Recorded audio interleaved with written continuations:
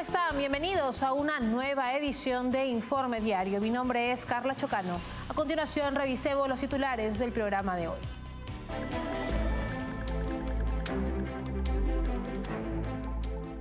El presidente de Estados Unidos, Donald Trump, anunció que los nuevos aranceles a la industria automotriz, semiconductores y farmacéutica rondarán el 25%.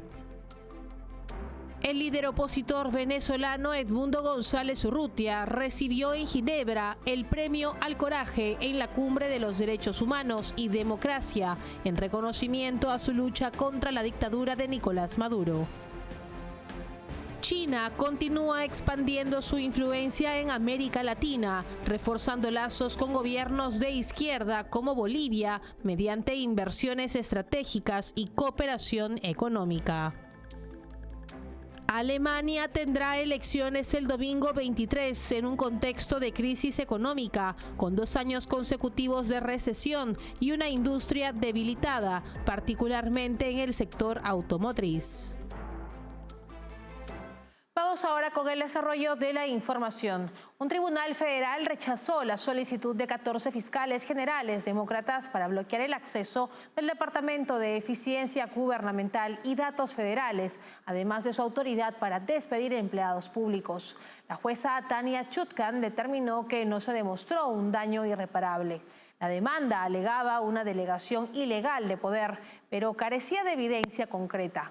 Creado por la administración Trump, el DOGE busca reducir la burocracia y el gasto público. En Estados Unidos, un tribunal federal rechazó la solicitud de 14 fiscales generales demócratas para bloquear el acceso del Departamento de Eficiencia Gubernamental dirigido por Elon Musk a datos federales y su facultad para despedir empleados públicos. La jueza Tanya Chutkan argumentó que los demandantes no demostraron pruebas de un daño irreparable que justificara una orden de restricción temporal. La demanda, presentada por el fiscal general de Nuevo México, Raúl Torres, y apoyada por otros 13 estados demócratas, alegaba que el Departamento de Eficiencia Gubernamental representaba una delegación ilegal del Poder Ejecutivo y una amenaza para la estabilidad del aparato gubernamental. Sin embargo, la jueza señaló que las preocupaciones expresadas eran generalizadas y carecían de evidencia concreta de un daño inminente. El Departamento de Eficiencia Gubernamental fue creado por orden ejecutiva del presidente Donald Trump, con el objetivo de optimizar el gasto público y reducir la burocracia federal. En las últimas semanas recortó miles de millones en presupuestos y eliminó agencias gubernamentales consideradas innecesarias. La administración ha defendido la legalidad del organismo bajo la Ley de Economía, que permite a empleados gubernamentales acceder a datos esenciales para sus funciones. Este fallo representa un revés para los esfuerzos demócratas por frenar las reformas de Trump, que buscan reducir el tamaño del gobierno y eliminar gastos superfluos. Mientras los tribunales sigan rechazando los intentos de bloquear el Departamento de Eficiencia Gubernamental, la reestructuración federal impulsada por la Casa Blanca continuará avanzando. Y por su parte, el presidente de Estados Unidos, Donald Trump, anunció nuevos aranceles del 25% a la industria automotriz, farmacéutica y de semiconductores, en un esfuerzo por corregir lo que considera un trato comercial injusto, especialmente por parte de la Unión Europea. Esta medida, que busca equilibrar el déficit comercial de $350.000 millones, podría tensar las relaciones transatlánticas, mientras Washington y Bruselas intentan evitar una guerra comercial. El presidente de Estados Unidos, Donald Trump, anunció que los nuevos aranceles a la industria automotriz y otros sectores clave rondarán el 25%. Esta medida, según el mandatario, busca corregir el trato injusto que ha recibido el país en sus relaciones comerciales, especialmente con la Unión Europea.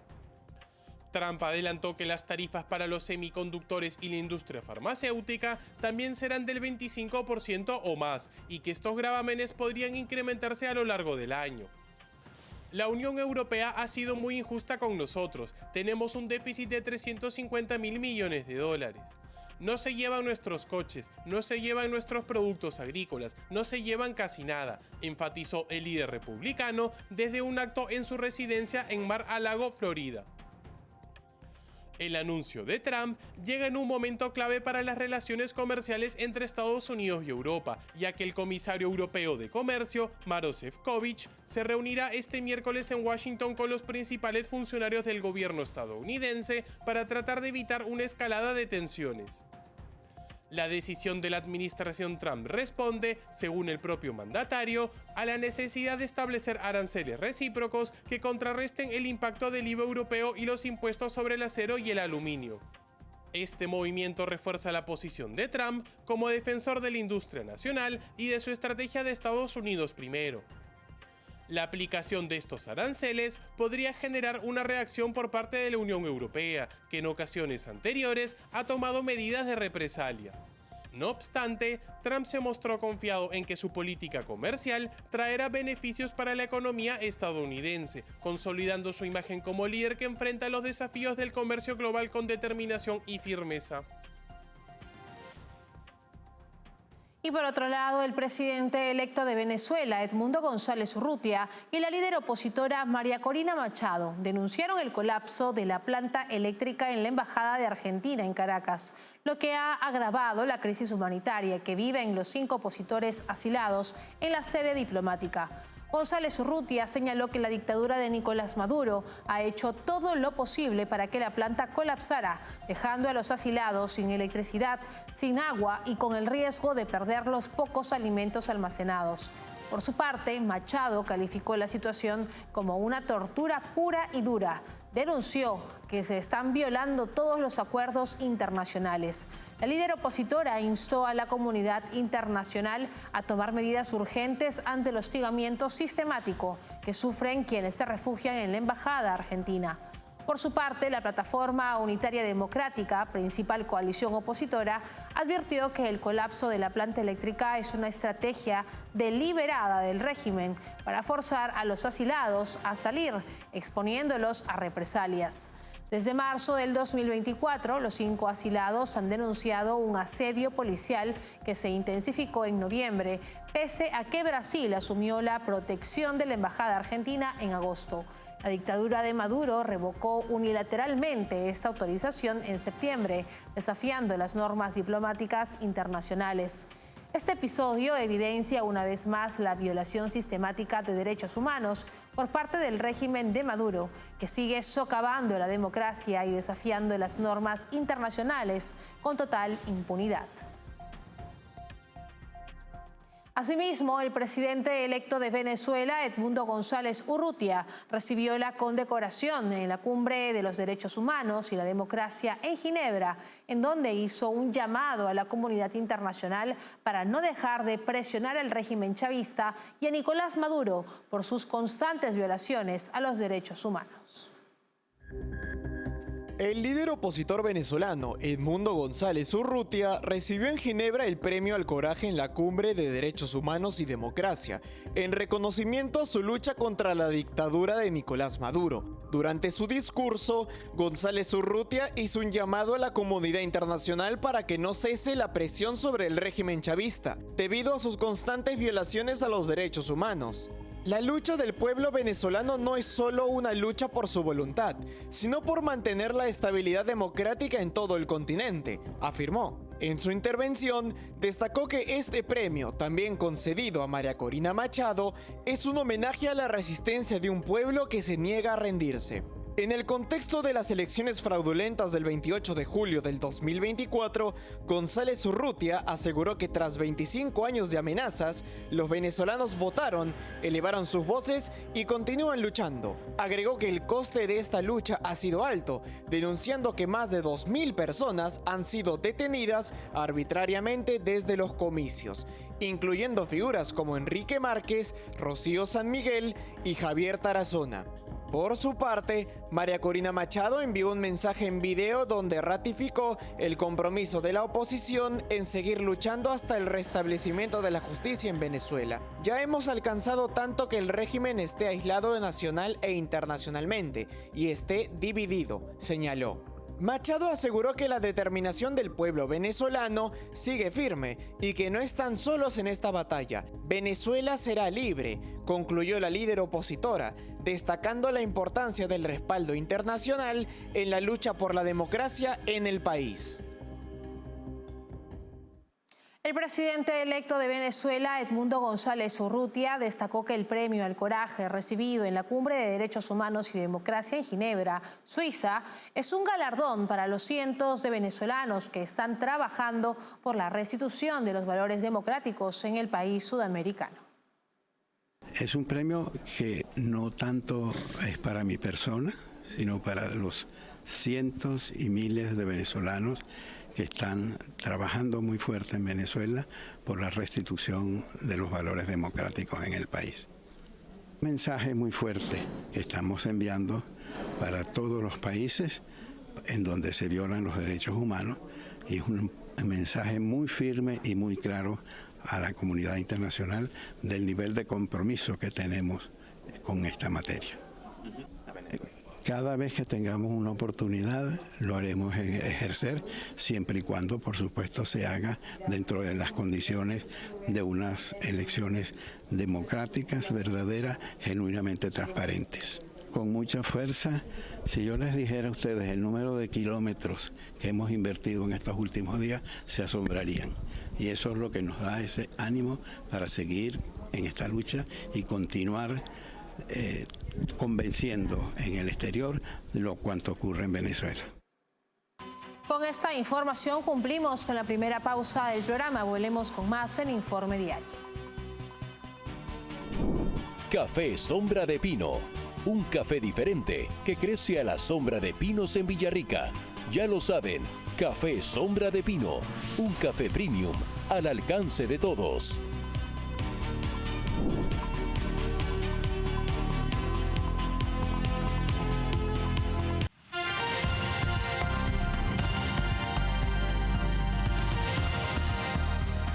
Les contamos que Alemania enfrenta elecciones en un contexto de crisis económica tras 2 años de recesión. El PIB cayó un 0.3% en el 2023 y un 0.2% en el 2024, cifras que no se veían desde la época en que el país era considerado el enfermo de Europa, bajo el gobierno del socialdemócrata Gerhard Schröder. Esta situación ha generado críticas al canciller Olaf Scholz por su incapacidad para reactivar la economía. La insatisfacción con Scholz podría cambiar la dirección política del país en los comicios determinantes para el futuro económico de Alemania. Alemania enfrenta las elecciones del domingo 23 de febrero en un contexto de crisis económica, con 2 años consecutivos de recesión y una industria debilitada, particularmente en el sector automotriz. El Producto Interno Bruto cayó un 0.3% en el 2023 y 0.2 puntos porcentuales en el 2024, cifras que no se veían desde la época en la que el país era considerado el enfermo de Europa, bajo el gobierno del socialdemócrata Gerhard Schröder. El actual canciller Olaf Scholz y su coalición de gobierno han sido duramente criticados por su incapacidad para reactivar la economía. Los elevados costos energéticos, el aumento de impuestos y la burocracia excesiva han sido señalados como factores clave en la crisis actual. Bajo su administración, Alemania ha experimentado un estancamiento que ha generado desconfianza en el liderazgo socialdemócrata. Los principales partidos políticos han puesto el foco en la crisis económica como prioridad de campaña.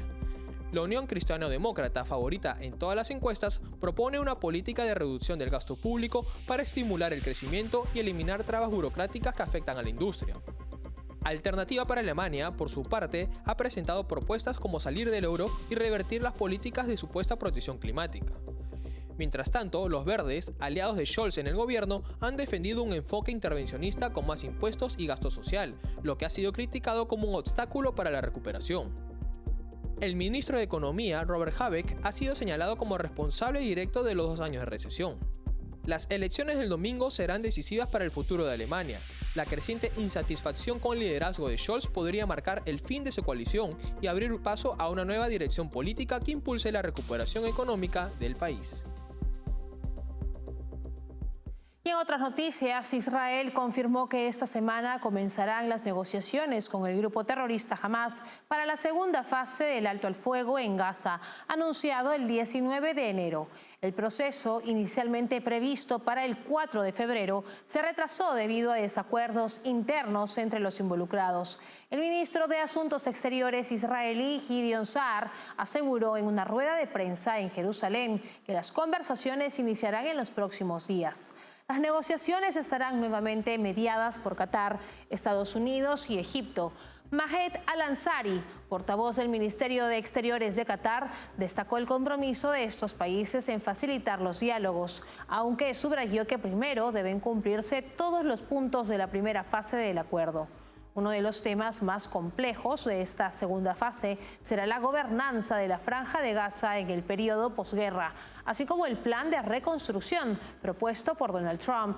Saar adelantó que Israel no aceptará la permanencia de Hamas ni de ninguna otra organización terrorista en Gaza, pero se mostró dispuesto a extender el plazo de negociación si el diálogo es constructivo.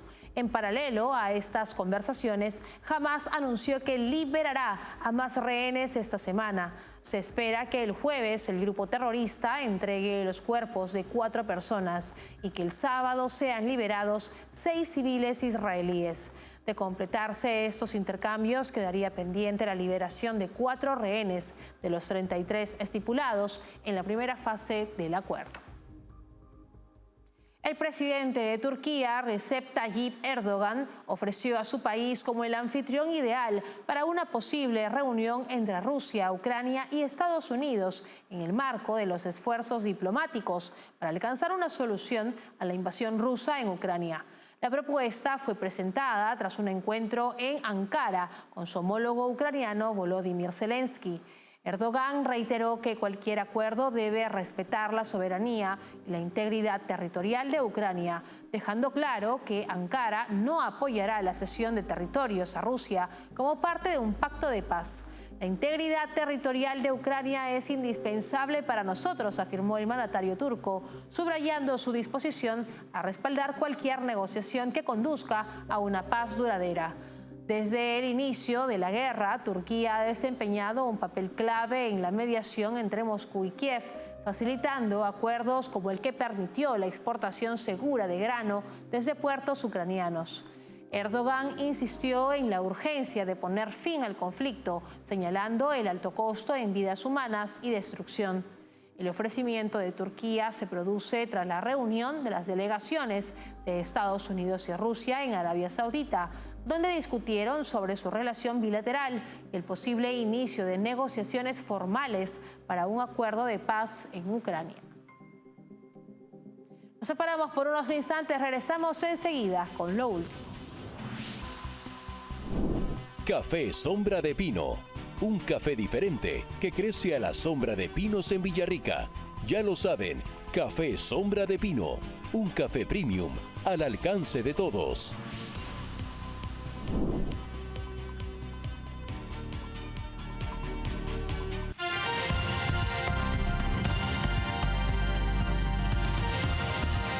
Y ahora les contamos que China continúa expandiendo su influencia en América Latina, reforzando lazos con gobiernos de izquierda como Bolivia mediante inversiones estratégicas y cooperación económica. Con más de $6.000 millones en proyectos clave y una deuda boliviana superior a 1.700 millones con Beijing, la relación entre ambos países se afianza. Mientras tanto, Estados Unidos observa con preocupación este avance, lo que ha intensificado la competencia geopolítica entre ambas potencias en la región. El régimen chino continúa su avance en América Latina, consolidando su influencia sobre países con gobiernos de izquierda, como Bolivia. Durante una reunión en las Naciones Unidas, el ministro de Relaciones Exteriores de China, Wang Yi, afirmó que Beijing busca elevar continuamente la asociación estratégica con el gobierno boliviano. Esta declaración refuerza el interés de China en expandir su presencia en la región, en un momento en que enfrenta una crisis de deuda y una desaceleración económica interna. Bolivia mantiene una deuda superior a los 1.700 millones de dólares con el país asiático y ha recibido inversiones chinas por más de 6.000 millones de dólares en sectores clave como metales, energía y transporte. En comparación, la inversión extranjera directa de Estados Unidos en Bolivia es de aproximadamente 430 millones de dólares, concentrada principalmente en petróleo, gas y manufactura. El gobierno de Donald Trump advirtió sobre la creciente presencia china en América Latina, lo que ha intensificado la competencia geopolítica entre ambas potencias en la región. China ha fortalecido sus vínculos con gobiernos de izquierda en América Latina, como Venezuela y Nicaragua, y con regímenes autoritarios en otras partes del mundo, como Irán y Rusia. En el caso boliviano, Beijing respalda proyectos estratégicos como una planta siderúrgica financiada con 546 millones de dólares para producir 200.000 toneladas métricas de acero al año, cubriendo la mitad de la demanda interna del país. Además, Bolivia firmó un acuerdo con el consorcio chino CBC para construir 2 plantas de extracción directa de litio, con una inversión de al menos 1.000 millones de dólares. China ha aprovechado su modelo de inversiones para fortalecer su control sobre recursos estratégicos en países en desarrollo, mientras enfrenta una de las mayores crisis de deuda de su historia. La creciente cercanía con Bolivia refuerza su influencia en América Latina, consolidando una alianza con gobiernos que han adoptado posturas radicales y antioccidentales. Hasta aquí llegamos en esta edición de Informe Diario. Para más información pueden escanear el código QR que aparece en este momento en sus pantallas. Estamos en www.grupotvl.com. Nos pueden seguir en Twitch como TVLESP. Nos escuchan en Spotify como TVL en español y recuerden suscribirse a nuestro canal de YouTube TVL en español, donde podrán ver y seguir nuestra señal en vivo. Nos encontramos en una próxima edición. Permiso.